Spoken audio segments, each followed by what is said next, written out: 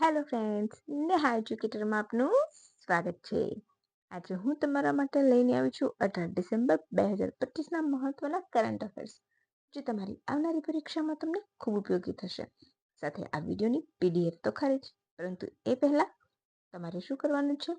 વિડીયોને લાઈક કરવાનું છે, વિડીયો ગમે તો કમેન્ટ કરવાનું છે, અને હા, વિડીયોની લિંક તમારા મિત્રો સાથે શેર કરવાની છે, જેથી કરીને તમે અને તમારા મિત્રો યોગ્ય દિશામાં કામ કરી શકે.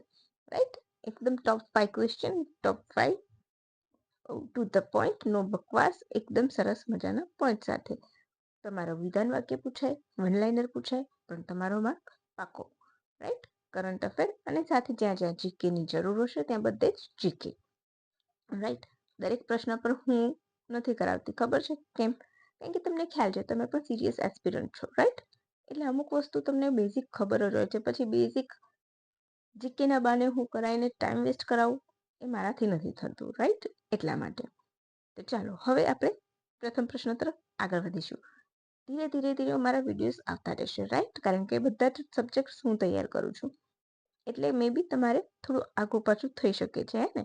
પરંતુ તમારે થોડુંક ધૈર્ય રાખવું પડશે. તમે ધૈર્ય રાખશો ને તો તમને સારું પરિણામ ચોક્કસ મળશે. રાઈટ? અત્યારે નહીં તો જે અપકમિંગ એસટીઆઈ પછીની પણ પરીક્ષા આવશે ને, એમાં પણ તમને ઘણું બધું ઉપયોગી થશે મારા તરફથી. રાઈટ? તો ચાલો હવે બિલકુલ પણ સમય બગાડ્યા વગર શરૂ કરી દઈશું. આજનો આપણો પ્રથમ પ્રશ્ન.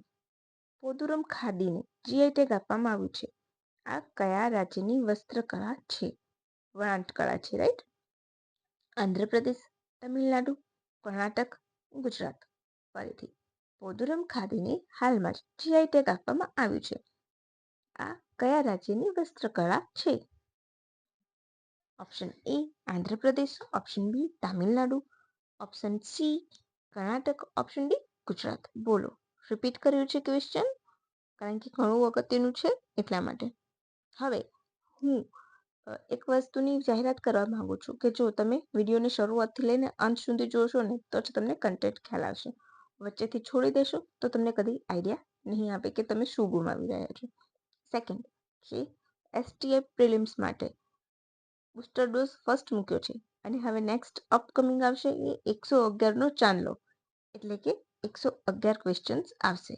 રાઈટ? તો તમારે એ કરવાના છે, અને એ કરશો તો લિમિટેડ વર્ઝનમાં તમારે બહુ જ બધી માહિતી મળશે તમને. રાઈટ? અધધ માહિતીનો ઢગલો મળશે તમને. તો તમારે મારી ચેનલને એના માટે લાઈક કરવી પડશે, સબસ્ક્રાઇબ કરવી પડશે. રાઈટ? ચાલો હવે આપણે આના પ્રશ્ન તરફ વધી જઈશું કે આનો શું આવશે જવાબ.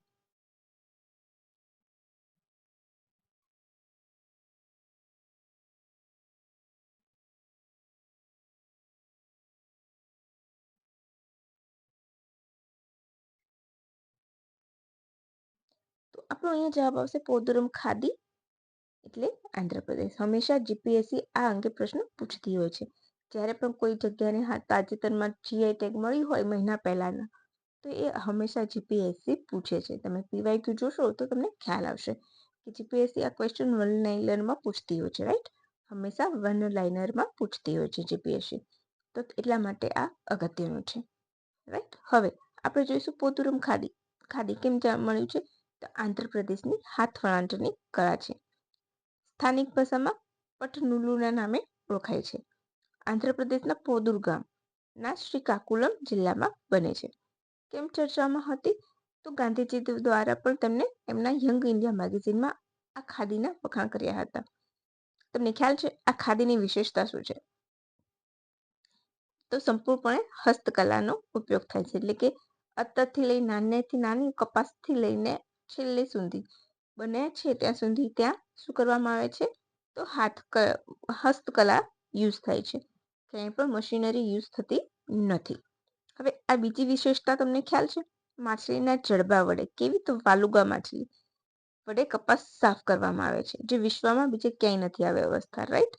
એટલા માટે અહીં એક ધરીવાળો ચરખો પણ જોવા મળે છે, જે બીજે ક્યાંય નથી. હવે તમને ઘણી વખત આમ કહું કે પેપર સેટરે પેપર ખૂબ અઘરું પૂછ્યું છે, બહુ ડીપમાં પૂછ્યું છે. હવે તમને ક્વેશ્ચન આમ પૂછે, હાલમાં ભારતમાં એક ધરીવાળો ચરખો ક્યાં જોવા મળે છે? આંધ્રપ્રદેશ, ઉત્તર પ્રદેશ, ગુજરાત કે પછી મધ્યપ્રદેશ? તો તમારે ત્યારે જવાબ શું આવશે? આ. તમને ડીપ પૂછે છે એટલા માટે આ પૂછે છે. હવે જીઆઈ ટેગ શું છે? તો કોઈ પણ જગ્યાનો ભૌગોલિક વિસ્તારને એ શું કરે છે? એની પ્રતિષ્ઠા જાળવે છે, રાઈટ? એટલા માટે આપણા ગુજરાતમાં તમને ખ્યાલ હશે કે સંખેડા, પાટણના પટોળા, બાંધણી, કેસર કેરી, કચ્છનું ભરતકામ, અકીકામ, ખંભાતનું. છેલ્લે કોને મળેલું હતું? તો ગુજરાતના આરસપહાણને. ટાંગલિયા વર્ક ખાસ કરીને ખૂબ ચર્ચામાં રહેલું છે, રાઈટ? એટલા માટે હવે તમને ખ્યાલ હશે કે આપણે 2030 સુધીમાં લગભગ 10,000 વસ્તુઓને જીઆઈ ટેગ આપવાનો લક્ષ્યાંક છે, રાઈટ? તો તમારે એ પણ યાદ રાખવાનું છે. હવે આપણે જોઈએ આપણે વસ્ત્રમાં કઈ કઈ કળાને મળેલું છે. તો પાટણના પટોળા, જામનગરી બાંધણી, કચ્છી ભરતકામ, સુરતી જરીકામ, રોગન કલા, ટાંગલિયા કળા અને ગરચોળા. એ બધી વસ્તુ કેવી છે? જે વસ્ત્ર સાથે જોડાયેલી છે અને વસ્ત્ર કલાને જીઆઈ ટેગ મળેલું છે. એ યાદ રાખવાનું છે, રાઈટ? તમારે કારણ કે ખૂબ અગત્યનું છે, બરાબર? એટલા માટે કે તમને સિમ્પલી પૂછે કે ગુજરાતની કઈ કલાને મળેલું છે જીઆઈ ટેગ વસ્ત્રકલા સાથે, તો આ બધી તમારો સમાવેશ થઈ જશે, રાઈટ? એટલા માટે હવે આપણે આગળ વધીશું આપણા નેક્સ્ટ ક્વેશ્ચન તરફ.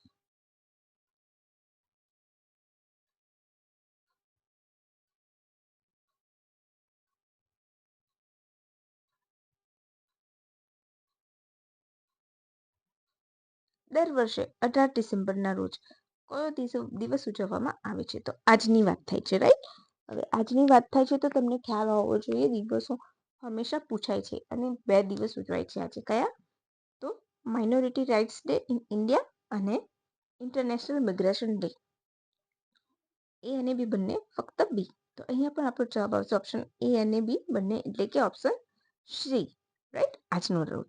હવે ભારત દર વર્ષે 2013થી માઇનોરિટી રાઇટ્સ ડે 18 ડિસેમ્બરના રોજ ઉજવે છે. હજુ ઓફિશિયલી એની થીમ જાહેર કરવામાં નથી આવી. કેમ ઉજવાય છે? તો 1992માં સંયુક્ત રાષ્ટ્ર દ્વારા અલ્પસંખ્યકોના અધિકારોનું ઘોષણાપત્ર જાહેર કરવામાં આવ્યું હતું, રાઈટ? એટલા માટે આ દિવસ ઉજવાય છે. લઘુમતી. તો લઘુમતી એટલે એવો સમુદાય કે જેની વસ્તી બહુ સામાન્ય ભારતની વસ્તી કરતાં બહુ ઓછી હોય ત્યારે તેને આ હક બંધારણીય રીતે આપવામાં આવે છે. પરંતુ યાદ રાખજો કે બંધારણમાં લઘુમતીની વ્યાખ્યા ક્યાંય પણ આપવામાં આવી નથી. હવે આ તમારું કરંટ અફેર થયું છે, રાઈટ? હવે આપણે જીકે તરફ જવું હોય ડાયરેક્ટ તો આ વસ્તુ ક્લિયર થઈ ગઈ કેમ આવે છે. હવે તમને ખ્યાલ હશે કે ભારત સરકારે 1978માં લઘુમતીના હિતોનું રક્ષણ કરવા માટે લઘુમતી આયોગની રચના કરી હતી, જેને વૈધાનિક સંસ્થા તરીકે માન્યતા 1992 national commission four minority act હેઠળ આપવામાં આવી હતી. આ તમારું બંધારણ, રાઈટ? બંધારણમાં તમે કેવી રીતે કરંટ અફેરના બદલે કરંટ જીકે તરીકે લઈ શકો છો. તો આ તમારું બંધારણ એ રીતે મેં જોડીને તમને આપ્યું છે, રાઈટ? હવે તમારે મને કહેવાનું છે કે જે 6 લઘુમતી છે એ કયા કયા છે, રાઈટ? હવે 1993માં પ્રથમ વખત આયોગ બન્યું હતું. આના માટે જો લખેલું છે કે નેશનલ કમિશન ફોર માઇનોરિટીઝ નામ કરવામાં આવ્યું અને તેનું આયોગ 1973માં બન્યું, જેમાં એક અધ્યક્ષ અને 5 ઉપાધ્યક્ષ હોય છે, રાઈટ? અત્યારે અધ્યક્ષનું પદ ખાલી છે. કાયદામાં લઘુમતીની વ્યાખ્યા આપવામાં આવી નથી. હવે 1993માં કેટલા સમુદાયને લઘુમતી હતા? ખ્રિસ્તી, મુસ્લિમ, ખ્રિસ્તી, શીખ, Buddha, Parsi.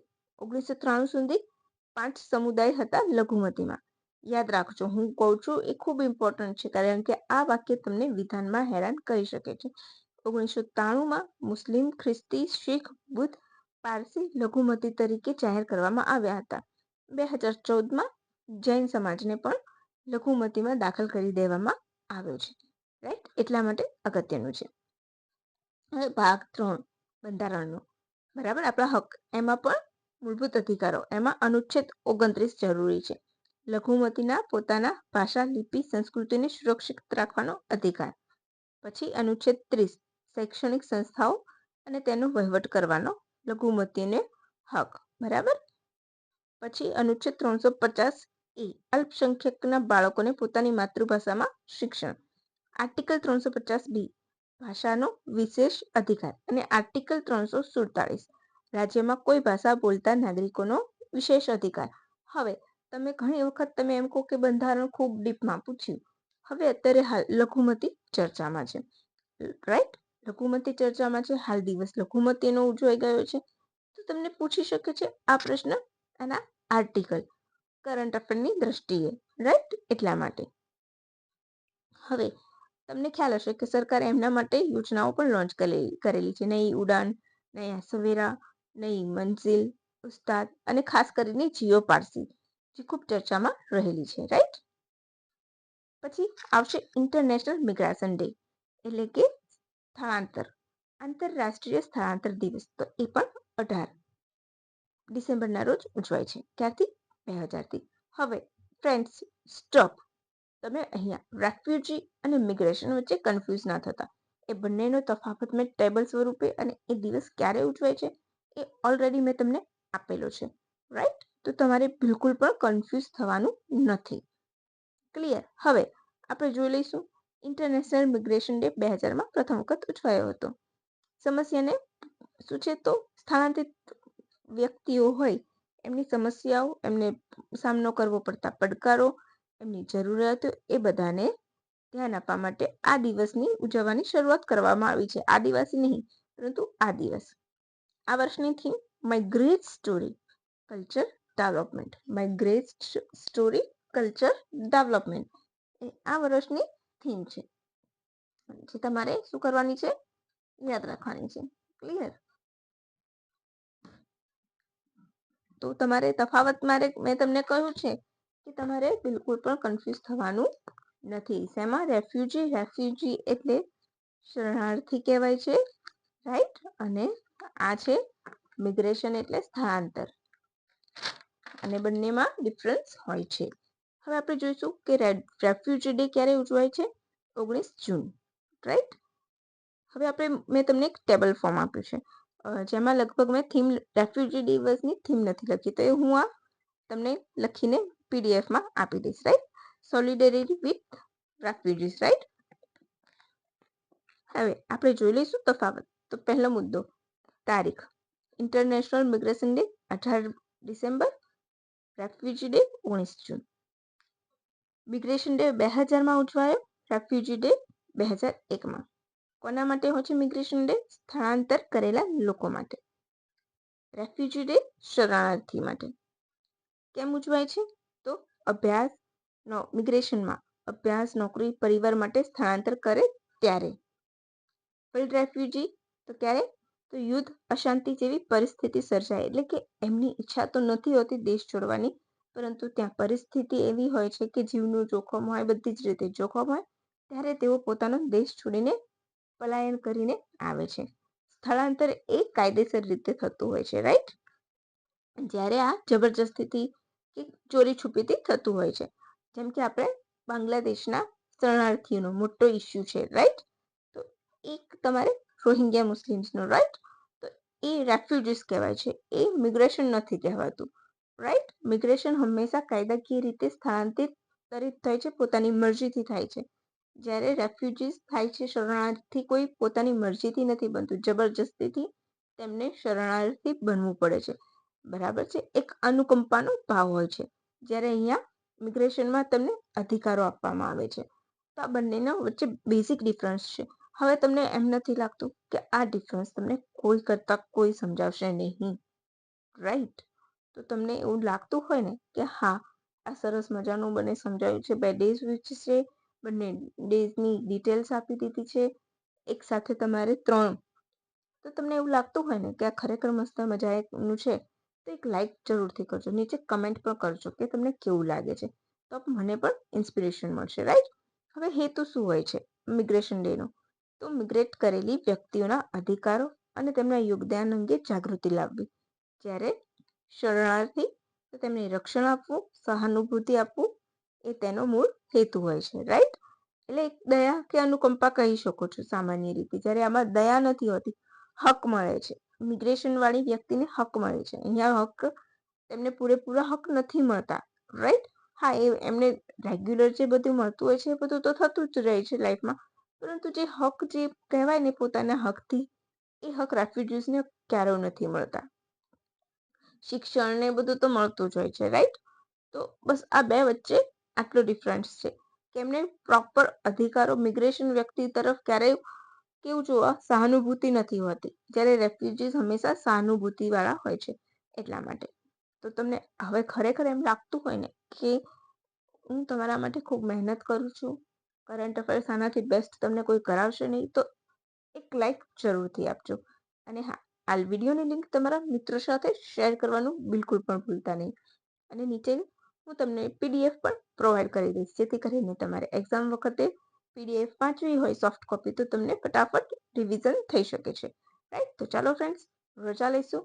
Thank you for watching my video. Bye and have a good day.